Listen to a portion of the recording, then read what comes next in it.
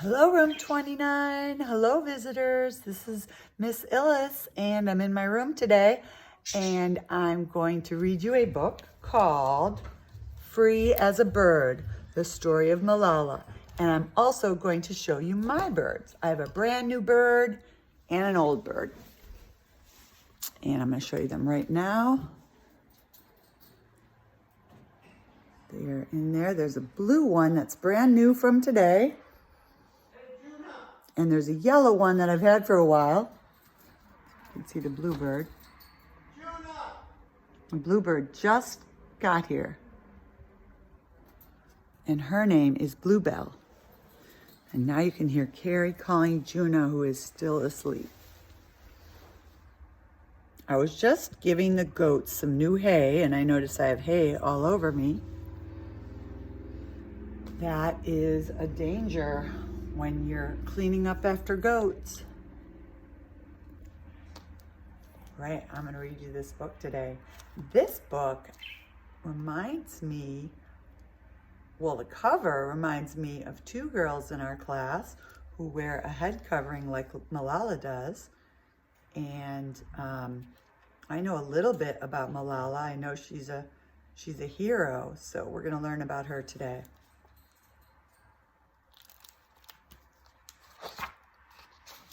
Free as a Bird, the story of Malala. And you know me, I like things about chickens and birds. Here's the first picture. It's like a bird.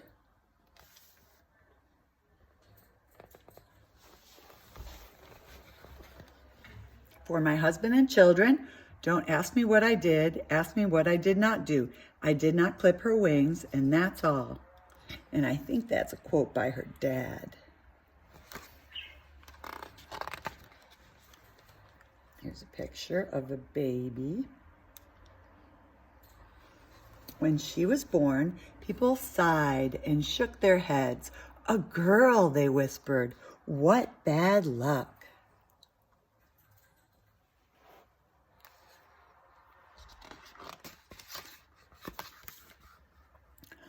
But her father looked into her eyes and fell in love. Malala, he whispered, and named her after Malalai of Maiwan, a Pashtun heroine whose fearless words gave courage and turned defeat into triumph.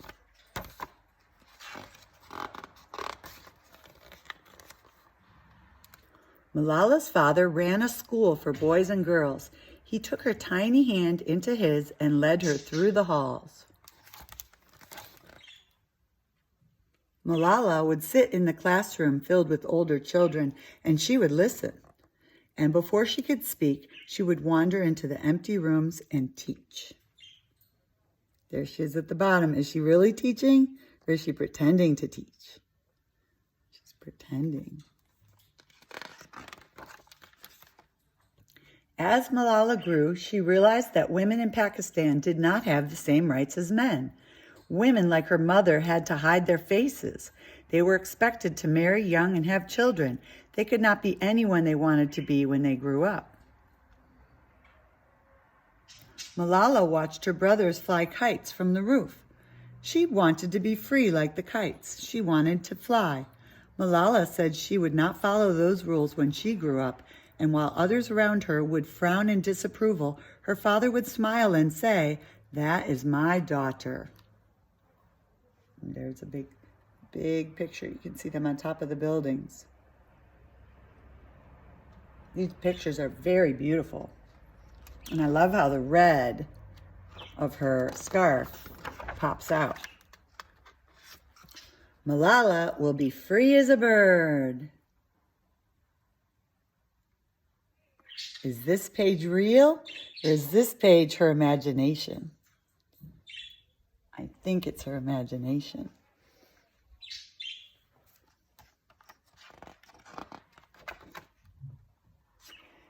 And Malala did feel free within the doors of her school, within the covers of a breathtaking book, within the patterned pages of calculus and chemistry. She loved to participate in public speaking contests at school and would often win. Her father said, "You should be a politician." Malala laughed and shook her head. She would be a doctor. Her father said, "You could help create a society where any girl could become a doctor."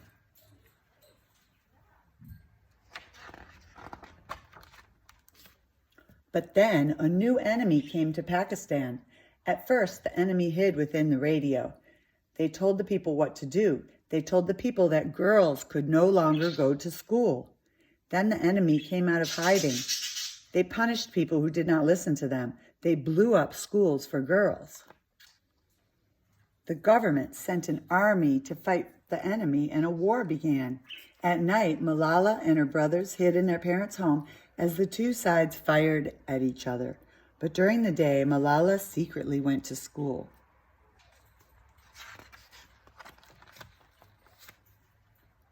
Malala's father was not afraid. He spoke out and begged people to stand up to the enemy's demands. Malala watched her father's speeches. She said to herself, "Why don't you go and fight for girls' rights? Fight to make Pakistan a better place." Malala's mother said, "Speaking up is the only way things will get better." So Malala began to talk about the importance of school for girls. "No one will stop me," she said. "I will get my education."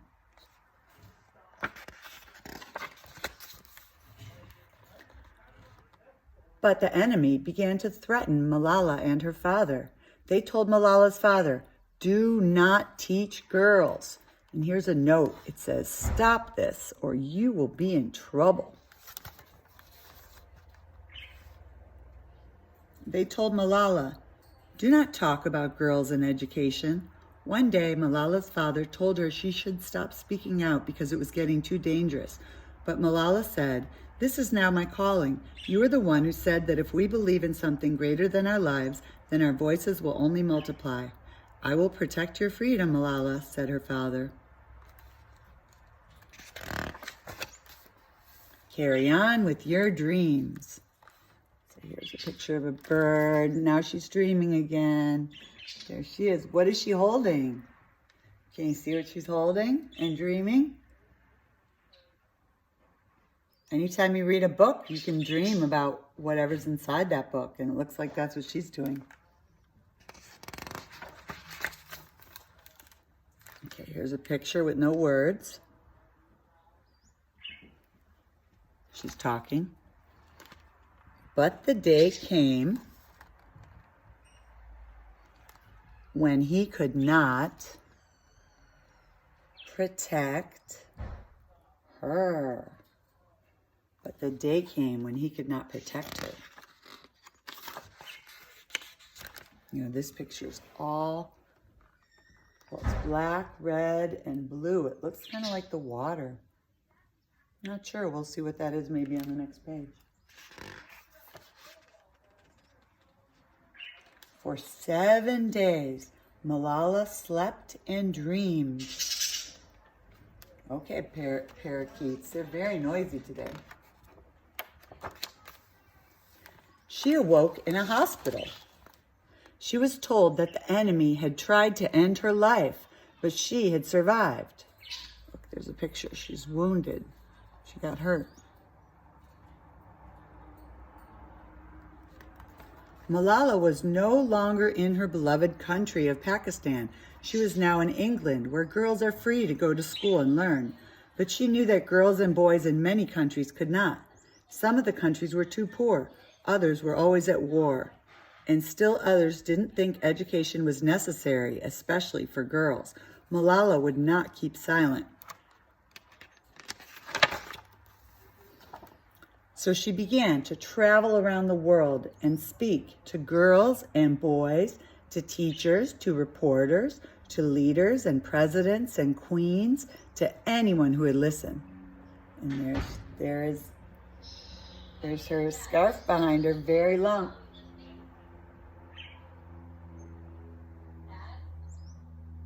There she is.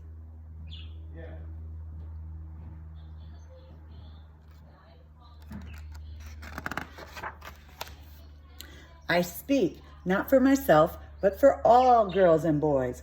I raise up my voice, not so that I can shout, but so that those without a voice can be heard. Those who have fought for their rights to live in peace, their right to be treated with dignity, their right to equality of opportunity, their right to be educated. One child, one teacher, one pen, and one book can change the world. And Malala's father watched and said, "Look at her, don't you think?" Don't you think what? There's a ... so there's something coming. Oh, don't you think she is meant for the skies? She's like a bird. And then there's a quote by her that says, "When the whole world is silent, even one voice becomes powerful."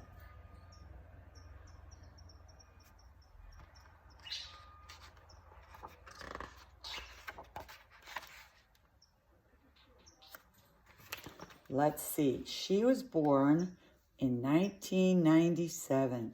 There's a story about her, and there's a timeline about her events. I'm going to read this over, and I'll find out what I can tell you about it. That book is about a girl named Malala. This is nonfiction. Who knows what nonfiction is? Nonfiction means it's true, it's real. This is a real story about Malala. She's not really a bird, of course. She's a girl, but she's like a bird in that she is, I guess, going higher and higher in the world. You can also see this is a library book. I was lucky I went to the library before everything closed. Now what else can I tell you about? Let's see. I talked to Zahara on Zoom, which is really awesome. I am looking to talk to Arthur and Anissa on Zoom. And I want to talk to Emily and Lucy on Zoom. Emily and Lucy, I got your coloring books from your mom. She sent me the pictures. They were absolutely beautiful. I'm going to post some of the pictures up so everybody can see how great they are. I hope you all have a great day. If you have any requests for me, you can put it in the comments below. And don't forget to like my video. And don't forget to give it a thumbs up. You guys are my top fans. Goodbye. I miss you very much. I'll see you soon.